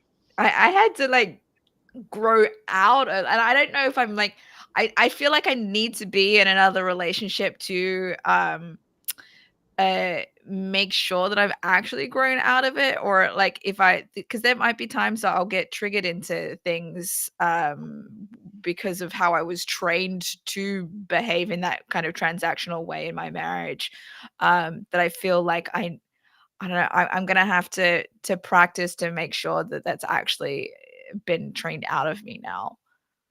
Well, I mean, it goes down to the idea of nature versus nurture, doesn't it? The idea that who you are doesn't really necessarily correlate to who you've been raised to become. Mm. Do you think that there have been times where you see like people changing, and it's been a bad thing overall? Oh yeah, my ex-husband. He was not as awful in the beginning as what he was like ended up becoming. Well, if he was, you probably wouldn't have married him. There you go. I mean, yeah, but I also complacency had makes the the law slip. rose-colored glasses and that sort of thing, and like Yeah, there's a certain there were degree of that, but there were red flags, and like there were other people told me afterwards, like my brother and my dad, all had told me like that they had reservations over the fact that I was choosing to get married as young as I did. I was 22 when I got married, and and they never said anything to me. And I don't think that them saying anything to me would have made a difference either, because when you have those rose-colored glasses, you're like, oh, I know what I'm doing. I absolutely know what I'm doing. I'm smart, and this has got nothing to do with the fact that I'm grieving my mother. Like I'm mature, and this is what I want to do. And, and those times where if there's so many examples where people might confront someone and be like, hey, I don't think this is healthy for you. And that there's that resistance to change. Like, I don't want to believe you. This is, and so they won't recognize that the relationship they're in has red flags, or it's unhealthy, or it's toxic, because they're comfortable in the known, as like it's as much as it like might suck even in the relationship, there's comfort in the devil versus the one that you don't. Yeah. Right? It's Doing like it all the time. Yeah, I think that's one of the reasons that I stayed in my marriage as long as I did, because it's like, well, I don't know that I'm gonna find anyone better. Maybe they're all like this. Granted, so one of the things that allowed me to see that they were not all like this was polyamory and dating men who did not act like my ex-husband did. And they treated with more respect and things. But yeah, it's until you can live it and feel the difference, it's really hard. Like, I don't think that I would have been able to escape my marriage had it not been for the fact that I was allowed to see other men who treated me with more respect and showed me what I deserved and what was possible. Now, granted, I've ended up with none of them, but at least like I knew it was possible, and that helped me to get out of that situation and recognize, you know what, even as scary as it is to not know whether or not I'm going to be able to support myself financially after all these years that I haven't like really worked very long, and because I was a stay-at-home mum for so long and all this kind of thing, ultimately that was less scarier for me than staying. Like, that was what helped. I get that. For you, for sure. Next question. Oh no, my dad has got some more comments for us here. Okay. Cranky baby. His next comment here is my mom had her own issues, was very strong about Mexican versus Spanish. Exactly. I'm very aware of that. She got very upset when she tanned. That could also be influence from the Moor people who invaded Spain, and that created dark-skinned Spanish. It's the next word. I'm pretty sure it was the moops. Yeah. The correct answer is moops. Moops. That's a Seinfeld reference. So. Oh, okay. Yes, I like that. I tan well because of that. That's a positive thing. But it's also why I have like so many. I don't know if you can tell, but I have a lot of freckles all over my arms and face. Nice.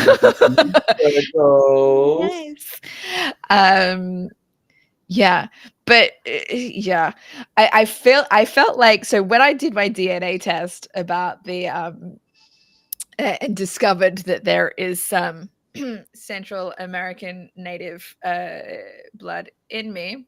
When I first did the test, it was like, oh, I'm part Mayan. What? Ooh. And then I went to this because it was like so long ago. There probably weren't that many people to compare with at the time. And then when I went back and reviewed, I don't know, a few years ago, it was updated and it looked like the region was updated to more maybe around where the Aztecs were. Cool. In Mexico. So like that's very different from Mayan, but okay. But so my assumption was that's from my dad's mum's side of the family, and I was so certain that the reason that I was bringing my dad's comment up again, the reason that she was so strong in her feelings about Mexican versus Spanish was because we actually did have Mexican blood and she didn't want to like admit to it. Yeah, it just sucks, right?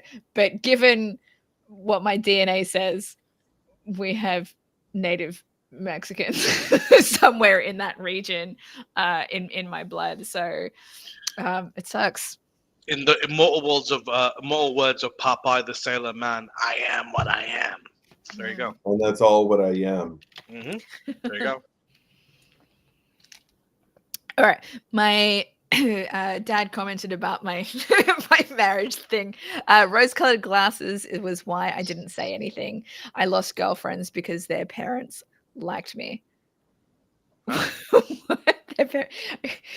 No, I know what he's saying. There are girls that want to date someone that their parents don't like. Disapprove of, maybe. Yeah. The bad boy. Yeah. Or so wait, okay. So Dad, does that mean that you might have thought that I eventually would have realized that I was making a mistake before I got married, because you acted like you liked him? Maybe it's just being supportive. Who knows? Exactly, just being supportive. Yeah. Yeah. All right, we have I think 2 more questions. Is that 2? 2 more no. cues. 2 more cues. Yes. Okay.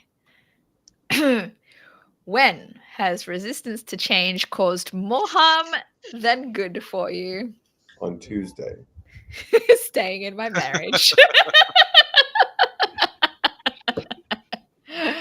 My marriage caused me so much emotional and psychological damage. Emotional damage. Still feel like I'm working through. Like I'm mortified when I'm single because I don't have that relational connection to get triggered. But when I'm actually involved with someone, if something reminds me of something that he did to me that harmed me, even though the reason behind it is completely different, I will get triggered into that, like how I felt in the moment, and I will have that, whatever the fight, flight, freeze, or fawn response is that I'm triggered in that moment, the survival response, and I really want to be able to train myself out of that sort of thing, but I don't think I'm going to be able to until I'm in a healthy relationship with somebody who is able to sit with me and work through those triggers with me. That's my ideal of what I would like to have in a relationship in the future, because I don't think it's possible to be in a healthy relationship without being triggered. And then whether or not it works out is how you handle those triggers. I'm going to have the same response to this that I did for the last question. I don't know. I genuinely don't. Even with the benefit of hindsight? Hindsight of what? Of any kind of resistance to change. That's my point. Yeah. Hindsight of what? I can't think of anything. I think for me, mine would be I had a reputation, particularly when I was in college, of being very socially active, got along well with everyone, but in doing so, that meant that I had an obligation to go out drinking and partying and everything.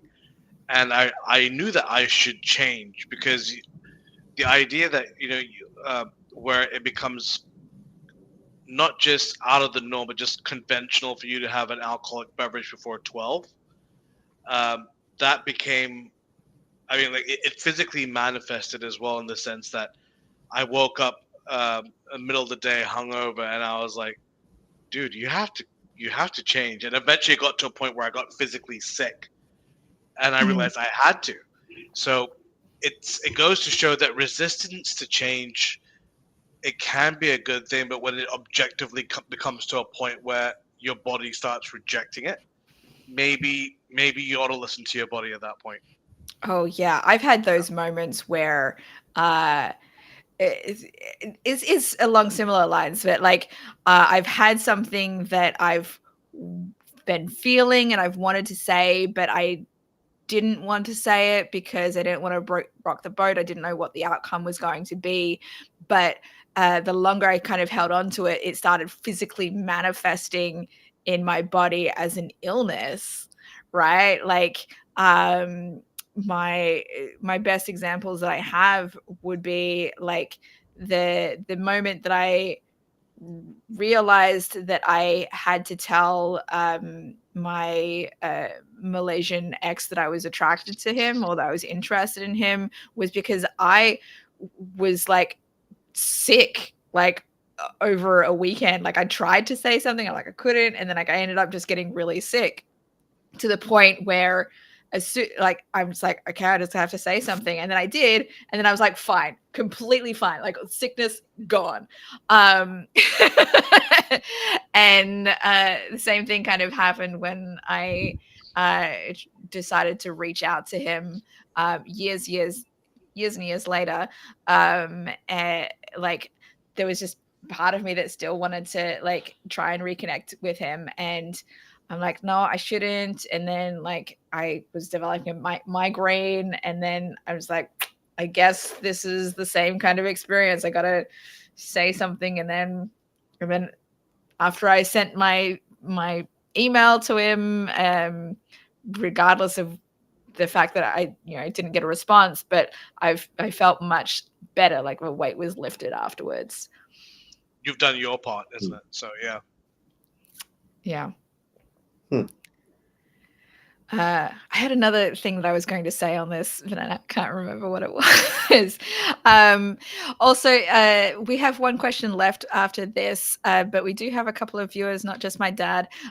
So if you would like us to continue this discussion, or if you have any questions related to this, please drop them in the chat and we will be happy to answer them for you. Yeah, like there was another one that was... Oh yeah, I was going to say... my ability to say no, like I didn't know how to say no. No. I'm just making fun of my accent when I say no. I'm glad Sarah did it so that I didn't have to. It was so like it took me a long time really to adapt and learn how to say no to things that I didn't want to do. And I think that the length of time that it took me to do that was definitely harmful. Like, not knowing how to say no in a on a date was a situation where I ended up drinking too much whiskey because I didn't know how to say like, no, I don't want any more. And then like being in a date rape situation because I didn't know how to say no. Like that's, I'm like, I don't know how to handle this. And yeah, it's really hard to kind of adapt. I'm glad that I've gotten better at it now. But there are probably still some times where it's tricky. So there you go. And It's a tricky, few examples. tricky. Tricky. When you grow up as a people pleaser, or you're like, especially if you're a woman, you're taught to people please, and that your feelings don't matter as much as other people's, then it becomes Well, it's very because hard to women say are no. objects. Right. Yeah, I definitely grew up feeling like that. Felt like that in my marriage a lot. It's like, do you not see me as a person? I'm just like a toy for you. You're an accessory. I'm an accessory. That's what I felt like sometimes. Like there were times where I felt like the only reason that he stayed married to me is because I was a status symbol for him. Like that's how I felt. Like it didn't feel like he cared about me so much as like just he liked the status that came from being a married man. I can see that. Yeah. That sucks. All right, my dad Ooh. has a couple more comments for us here. He said, "I didn't want to push you away. I was leaving doors open." Movie. Guess who's coming to dinner? Have I seen that? Have you guys seen that movie? Guess who's coming to No, dinner? I've heard of it, but I've never seen it. It's Sidney Poitier. Poitier? Poitier, yeah. Poitier. Yeah, he's the person of color who is coming. Yeah, that's the one, right? With It's like a white family, but like no one knows that he's black, and everyone's like, huh. Yeah. Right. I've heard of it. I just haven't seen it. Yeah. They did a remake with Ashton Kutcher and Bernie Mac in the early. Oh, how avant-garde! Yeah, they flipped it. Ah, interesting. Yeah. Interesting. Did you watch it? No. That Nope. Yeah. Nope. All right, I don't know what my dad means by this. Is this another topic that you want us to discuss in a future stream, Dad? Disease versus dis-ease? What does that mean? It's a really great play on words, though. Yeah. Like it's not easy. I'm feeling uncomfortable. That could be the name of the episode, but we all just or maybe comedy bits. Maybe he was referring to like my sickness when I was, had things that I needed to get off my chest. Either that, or your dad just that. So I married an axe murderer, and he's trying his hand at slam poetry. You're trying. He's trying his best to like just what redo Mike Myers. Dis-ease, not dis-ease, please. Your ease does displease me's. It's funny you should mention that movie because I I watched that movie while I was a tour, like not the first time, but I watched that movie most recently while I was a tour guide because it's set in San Francisco. And I wanted to find the locations, right? And I easily, very quickly realized the venue where he does the poetry at the beginning of the film is this bar called Vesuvio's. And while I was taking my friend around some of San Francisco on Saturday, I was like, hey, have you seen So I Married an Axe Murderer? I'm already going to take you to this Jack Kerouac Lane. That's so cool. Let me and he was like, was familiar with the film, so I'm like, the bar at the end of the street was the one from the beginning of that film, So I Married an Axe Murderer. I love that movie so much. So good. So much. It's such a good film. Yeah. All right. So okay. My dad's comment that he left was, culturally, we don't teach women to say no. Still, there are women saints that said no. There you go. In the Catholic background, there are saints who are women who said no. There you go.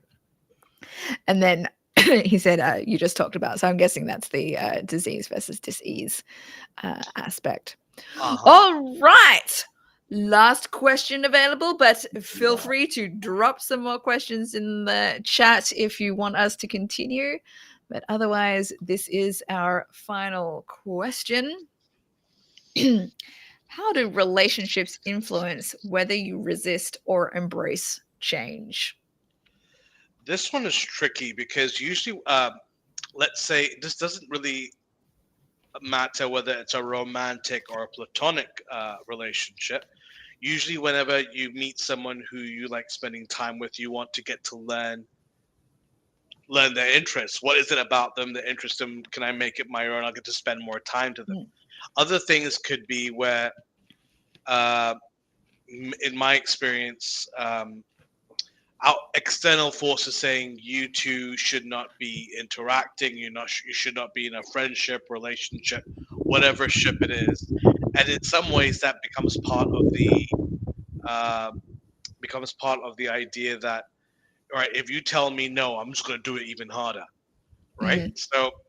That can be a tricky part. I have a specific example on this. Up until the time that Kim and I started dating, I never really knew where I stood when it came to pro-life, pro-choice.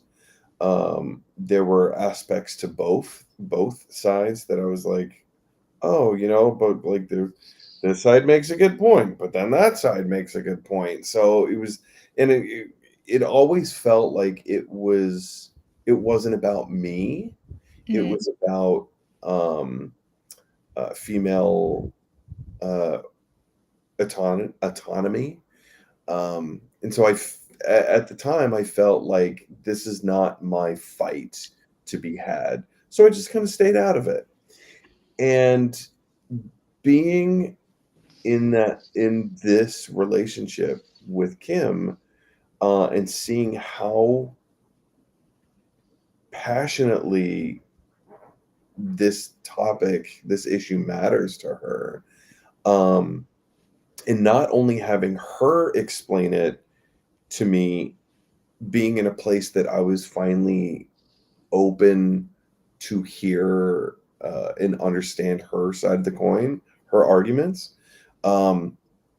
A really close friend of mine who was also in town. This was the weekend that Roe v. Wade fell, Mm. um, and there were all these protests around New York, and so we had some close friends of ours in town, a man and a woman, and so of course, like she and Kim felt very deeply and very strongly like we need to go to the protests. Like this is uh, we just need to go. And so, of course, like my other friend and I, like we both went with them. We went with our wives, and I explained to them what I just explained to you guys. Like I felt like I don't know, like I feel weird being here. Like I don't feel like this is my fight.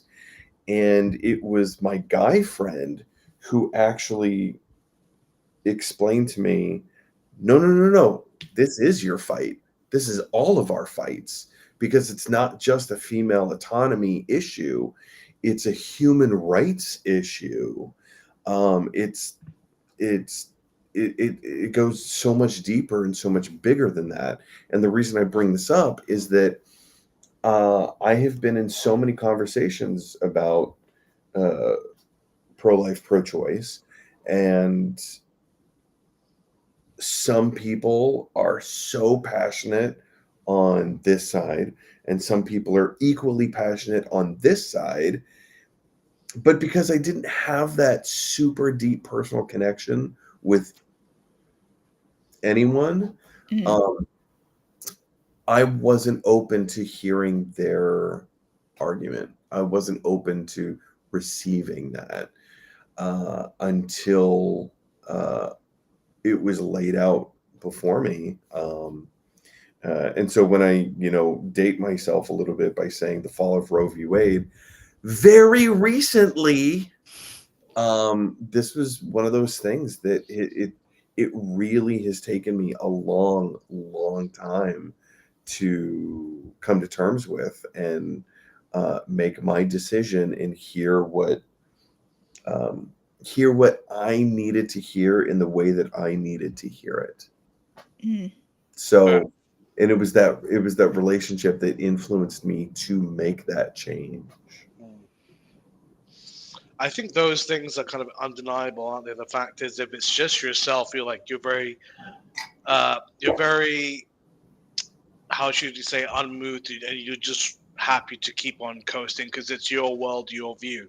Yeah. When someone you care about has an alternative, drastic view on something, you have to go, okay, maybe there's something here that I need to revisit, and that's pretty much it. I mean, if we live in a world where everyone thinks and acts the same way we do, why is there any reason to change?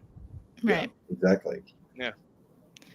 I don't remember when it was that I came to my conclusions about pro-life, pro-choice stuff. Obviously, being raised Catholic, you can assume which side of the equation that I would have been taught was the right decision. But I don't think I was, I was that old before I kind of was like, my stance was other people can do whatever they want with their body, but I couldn't imagine going through it myself. Yeah. But like, what somebody else chooses to do with their body has zero impact on me. Right? So like, I didn't have a problem with that if that's what they wanted or needed to do, depending on, there's a multitude of reasons why someone might choose to seek an abortion. And I have certainly know people who have, but I don't think I've ever had like anyone I've been super close to share their personal experiences with me for me to come to a decision on it. I think it was more like general arguments that made sense for me. Fair enough. Yeah.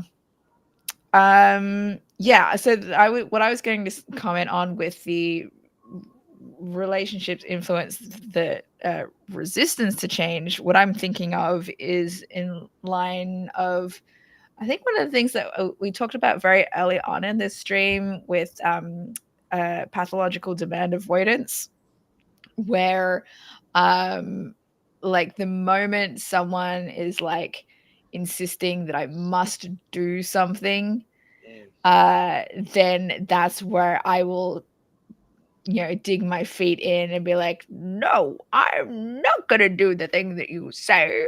And it doesn't matter what my relationship with that person is. It's more that it comes across like a demand that makes me resist it. It could be someone that I'm very close to and I have strong feelings for, but the moment it comes out like a demand, I'm like, nope, we're not gonna do that. That's how I've always been my entire life. Yeah. Yeah.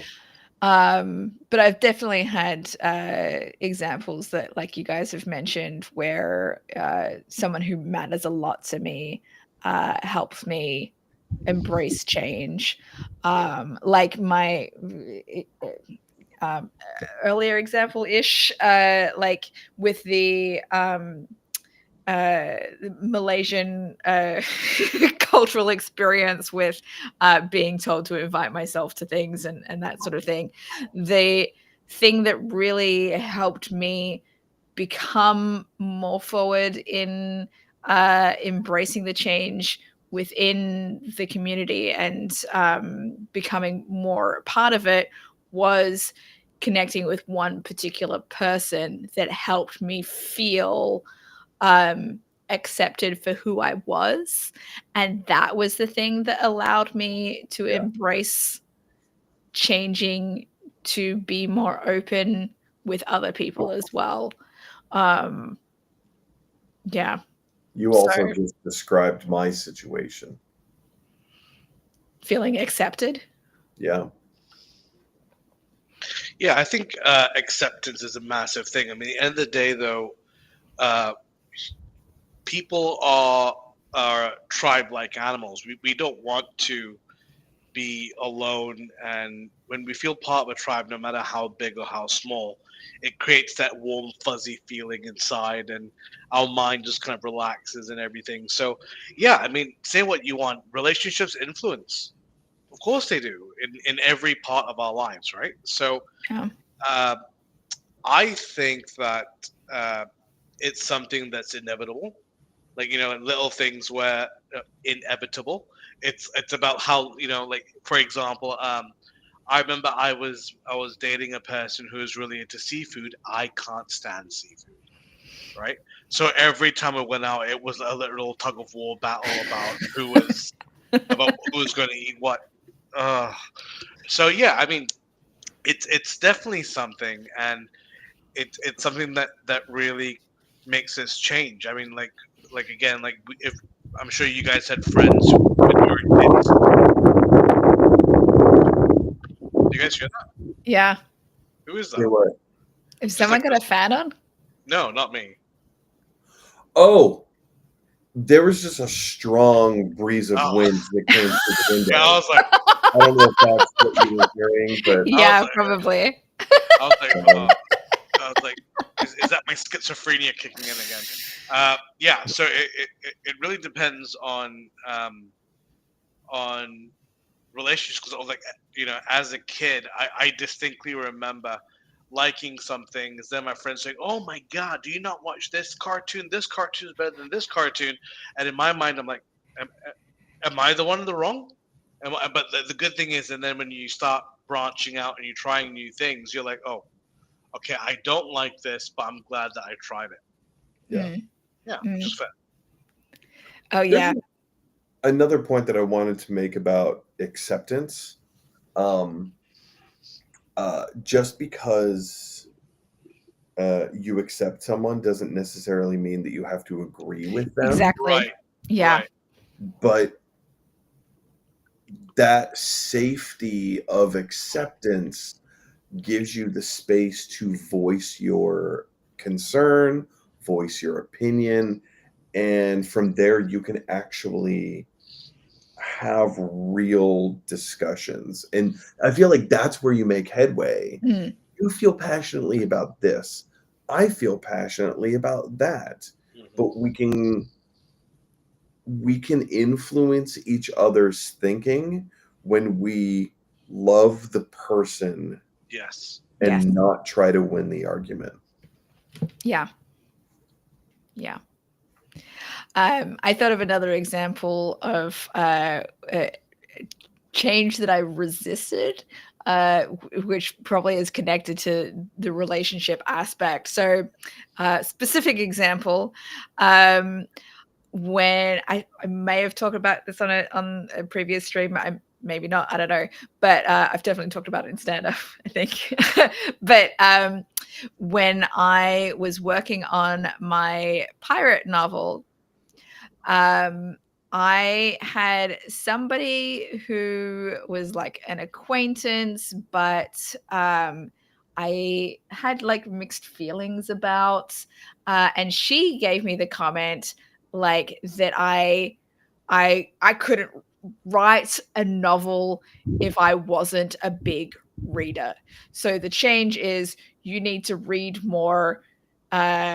Just in general, like you need to read more. If you want to be a writer, you need to read more. Like that's the impression that is cited over there, out in the world. Like, you have to do that. And I it definitely resisted that. Like I resisted so hard that I was like, fuck you. And I did not like, I was like, I'm gonna prove you wrong. I don't need to read more stuff. I mean, I did a little bit of research while I was writing, but she was referring more to like I need to read more fiction novels, and that's not what I was reading while I was working on my novel. I was reading historical stuff so I can make it historically accurate as to the best of my ability.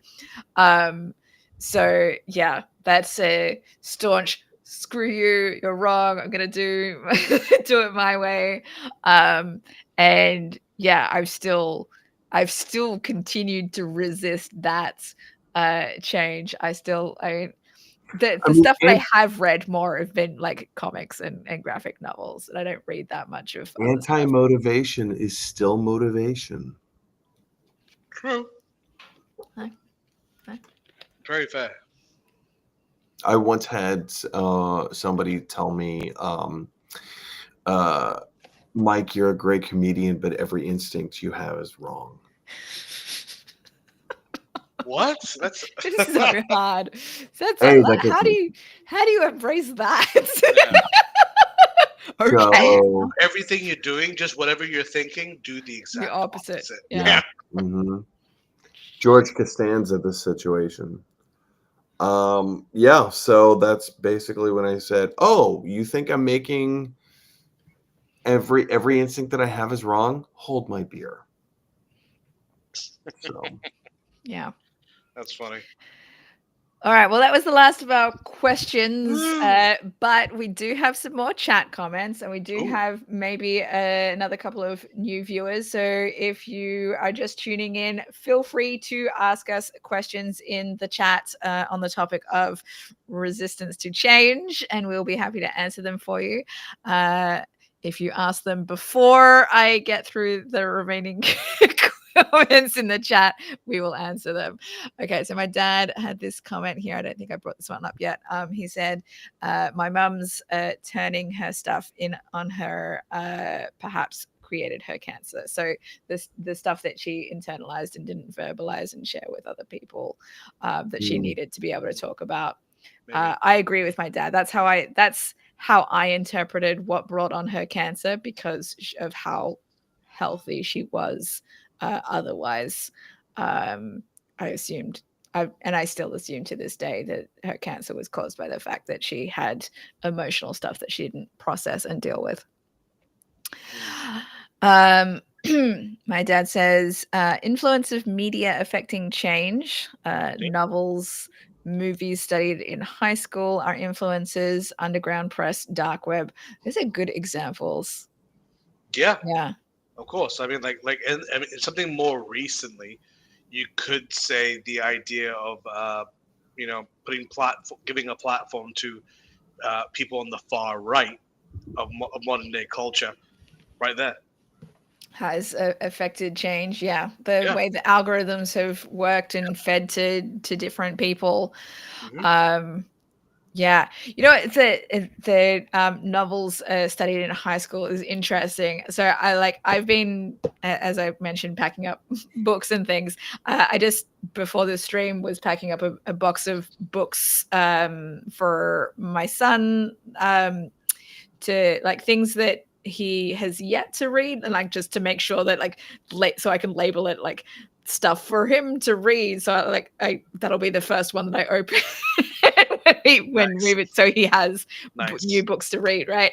But one of the books that I ended up packing in there was a book he got from school and was annotated, and it was a book that I read in high school. It was Lord of the Flies. And I'm just like, wow, they're still reading the same books. William Golding. Yeah, years now they're not, granted, they're not all still the same texts from Similar, same edition. our youth, right? Yeah. Well, I think he had to read Animal Farm as well. I remember having to read, but like some of them it makes sense.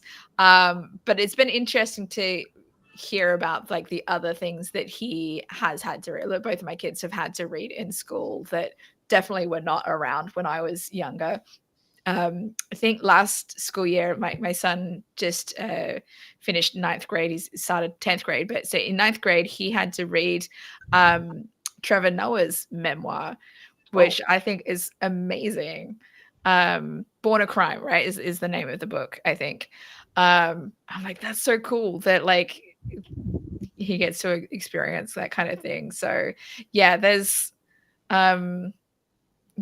interesting to see what has stayed the same and what's different that impacts those influences. All right. Next comment from my dad here. Comment. Port's influence on men breaking down what a good marriage is. I don't know what that means. Ports? I don't know. I think Sport. maybe or Sport? sports or podcast maybe on like the manosphere. Maybe that's what he's talking about. Maybe it's, I don't know, a particular person breaking down what a good Maybe. marriage is. Corn? Did he maybe mean to like Corn? corn? No, I Corn, don't think yeah. so. And he said, love versus fear again. I don't know what that was in response to, but anyway, my dad says people working in mental health see the effects of immoral decisions. Sure, I'll bet. Then he says westerns again, kangaroo courts, mob hangings, mob reactivity and fear. Yeah. You That know, I happened in never West- heard the term kangaroo court until you know where I'm going with this? Yeah. Go on. The creators of Rick and Morty took a real life transcript from a court case, and then they did a dramatic reading of it as Rick and as Morty, and then they eventually animated that audio recording that they made of themselves reading this transcript. And kangaroo court was one of the things that kept coming up in the transcript by the defendant. And it was, if you haven't seen it, go see it. It's so silly, and it's all real, but it's, you know, dramatized in terms of voice acting. It's really, really funny. What okay, so what does kangaroo court mean? Like, I've heard the term, but I don't know that I've ever had it explained to me. That I don't remember. Okay. That was the first time that I had ever heard the term. So let me look it up. Fair enough. Then the other part that my dad did clarify in this port's word is indeed corn influence on men breaking down what a good marriage is. Okay. A kangaroo court is an informal mock legal proceeding that disregards established rules of law and justice, resulting in arbitrary, unfair, or predetermined outcomes. Fair enough. Okay. So it's basically a sham. Mm-hmm. So, like what certain people in the United States seem to want our courts to become. Yeah. Not bringing up specific political discussion here, just commentary. Okay, my dad says people that sparks our issues unconsciously influence us. Oh, of course. Without doubt, yeah. This is reminding me of something I thought about earlier in the stream, but forgot by the time it came around to me being able to talk. Something that so this makes me think of like one of the things that I remember talking about in therapy shortly after moving here, when I like went to the crisis center and stuff, was like how frustrated I was at how much my ex-husband was telling me to like clean the house and like do more around the house and stuff. And the therapist was like, well, how do you feel about like that sort of thing?